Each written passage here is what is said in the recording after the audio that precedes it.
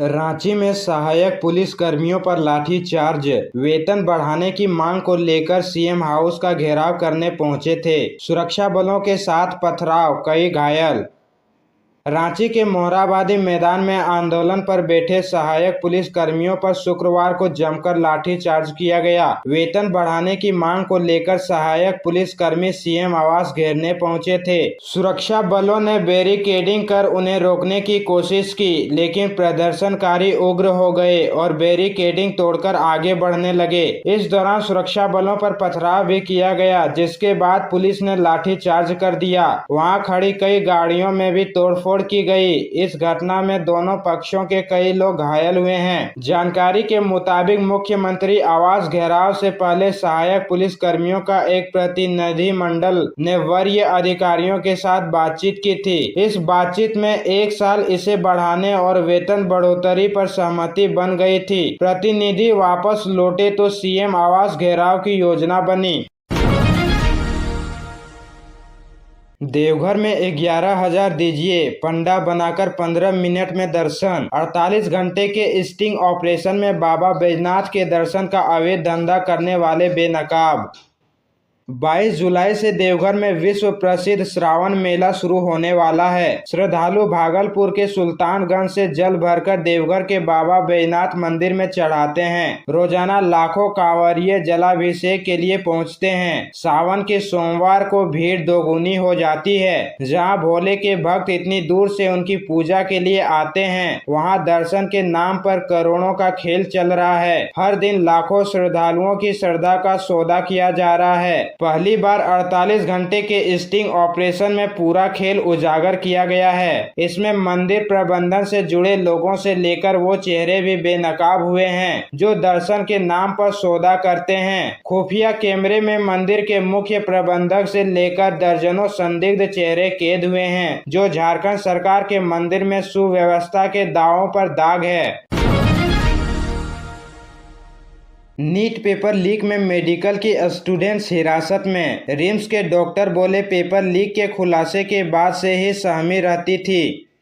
NEET UG paper leak मामले में CBI ने रिम्स की एमबीए फर्स्ट ईयर की स्टूडेंट को हिरासत में लिया है। वो गर्ल्स हॉस्टल 3 में रहती है। सीबीआई की टीम ने गुरुवार को पूछताछ के लिए बुलाया था, लेकिन वो नहीं आई। इसके बाद सीबीआई की टीम रिम्स पहुंची और उसे अपने साथ ले गई। रिम्स के एक डॉक्टर के मुताबिक पेपर लीक की बात सामने आने के बाद से ही सहमी रहती है। वो अपने साथियों से भी ज्यादा बात नहीं करती थी। इससे पहले बुधवार को भी सीबीआई ने पटना एम्स के 4 स्टूडेंट को गिरफ्तार किया था। गिरफ्तार छात्रों में सिवान के चंदन सिंह, पटना के कुमार सानू, धनबाद के राहुल आनंद और अररिया के करण जैन हैं। वहीं गुरुवार को कोर्ट ने इन छात्रों के अलावा एक बिचौलिए सुरेंद्र को रिमांड पर सीबीआई को सौंप दिया है।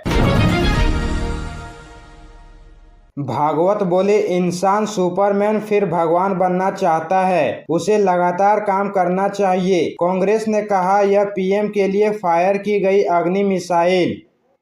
आरएसएस प्रमुख मोहन भागवत ने गुरुवार 18 जुलाई को झारखंड के गुमला में कहा, प्रगति का कोई अंत नहीं है। इंसान पहले सुपरमैन, फिर देवता और उसके बाद भगवान बनना चाहता है, लेकिन अभी यह नहीं समझना चाहिए कि बस अब हो गया। उन्हें लगातार काम करते रहना चाहिए, क्योंकि विकास का कोई अंत नहीं है। भागवत के इस बयान पर कांग्रेस नेता जयराम रमेश ने कहा, मुझे यकीन है कि स्वयंभी नंद बायोलॉजिकल प्रधानमंत्री को इस ताजा अग्नि मिसाइल की खबर मिल गई होगी, जिसे नागपुर ने झारखंड से लोक कल्याण मार्ग को निशाना बनाकर दागा है।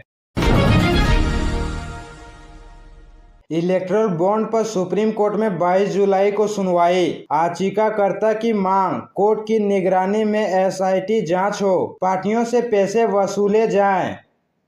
इलेक्ट्रल बॉन्ड का मामला एक बार फिर सुप्रीम कोर्ट पहुंच गया है। एनजीओ कॉमन कोज और centre for publication international litigation ने बॉन्ड के लेन देन को लेकर सुप्रीम कोर्ट की निगरानी में एसआईटी जांच की मांग की है। इस पर 22 जुलाई को सुनवाई होगी। सुनवाई सीजेआई डीवाई चंद्रचूड़, जस्टिस जेबी पादरीवाला और जस्टिस मनोज मिश्रा की बेंच करेगी। दोनों एनजीओ की ओर से एडवोकेट प्रशांत भूषण ने यह याचिका लगाई है। कोर्ट ने याचिका स्वीकार करते हुए कहा कि इससे जुड़ी बाकी याचिकाओं को भी एक साथ सुना जाएगा। मार्च 2024 में इलेक्टोरल बॉन्ड का डेटा सामने आने के बाद यह याचिका लगाई गई। इसमें 2 मांगे रखी गई है। पहला, इलेक्टोरल बॉन्ड के जरिए कॉरपोरेट्स और राजनीतिक दलों के बीच लेनदेन की जांच एसआईटी से कराई जाए। एसआईटी की निगरानी सुप्रीम कोर्ट के रिटायर्ड जज करें।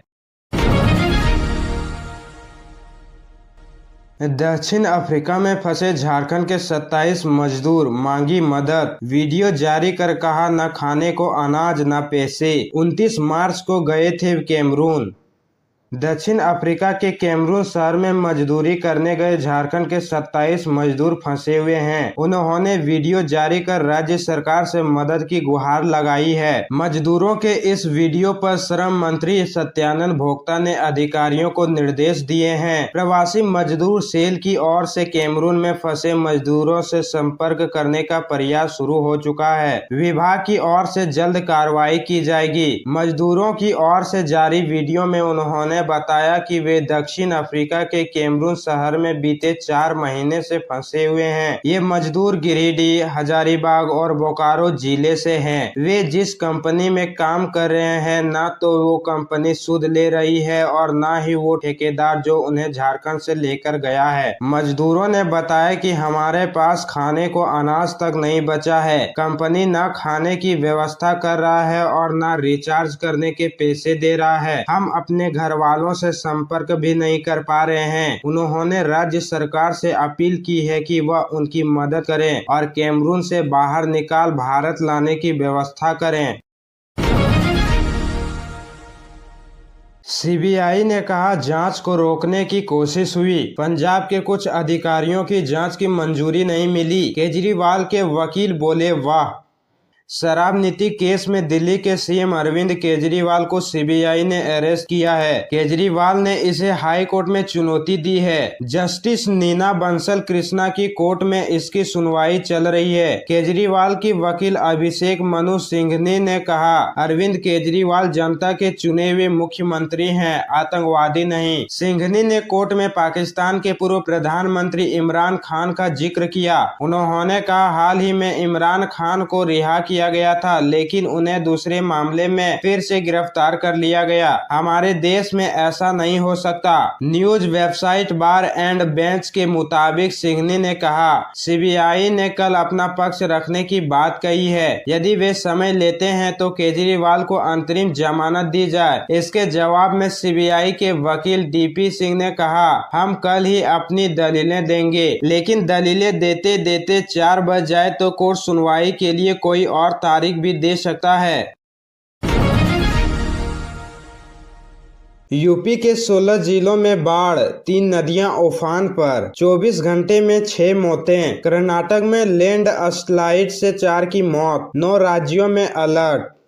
नेपाल से सटे उत्तर प्रदेश के 16 जिलों में बाढ़ के हालात लगातार बने हुए हैं। यहाँ 3 नदियाँ खतरे के निशान के ऊपर बह रही है। राप्ती नदी, बूढ़ी राप्ती और क्योनो नदी के उफान पर होने के कारण गोरखपुर, सिद्धार्थ नगर और गोंडा में हालात सबसे ज्यादा खराब है। वाराणसी का रत्नेश्वर महादेव मंदिर गंगा में डूब गया है। यहाँ दुनिया का पहला झुका हुआ मंदिर है। पिछले 24 घंटे में बारिश से संबंधित घटनाओं के कारण 6 लोगों की मौत हुई है। उत्तर प्रदेश सरकार ने बताया कि सभी की मौत डूबने से हुई है। इसके अलावा कर्नाटक में मंगलवार को तेज बारिश के बाद लैंड स्लाइड के कारण 4 लोगों की मौत हो गई। उधर बिहार में भी बेतिया, बगहा, सीतामढ़ी, मधेपुरा, अररिया समेत कई जिलों में बाढ़ जैसे हालात हैं। 24 से ज्यादा निचले इलाकों के गाँव में बाढ़ का पानी घुस चुका है। मौसम विभाग ने मध्य प्रदेश समेत 9 राज्यों में बहुत भारी बारिश का